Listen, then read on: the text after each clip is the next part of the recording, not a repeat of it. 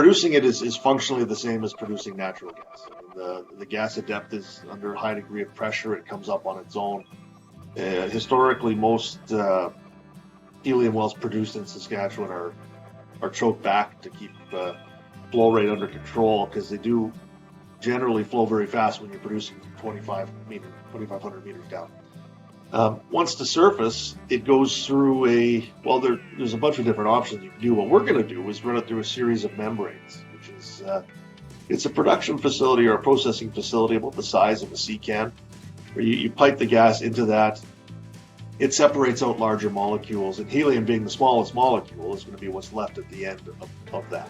So you have a sort of a refined or upgraded helium product out of the raw gas stream that you feed through.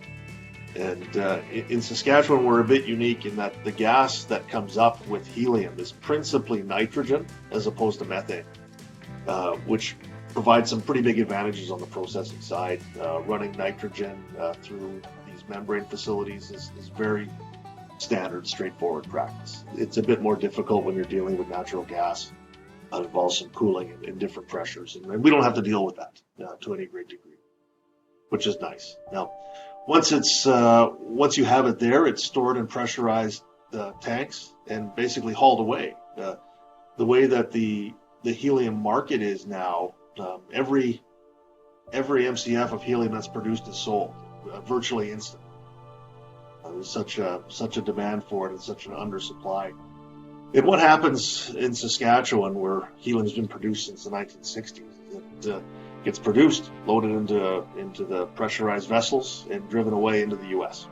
And from there, it's generally sold as either a gas or a liquid.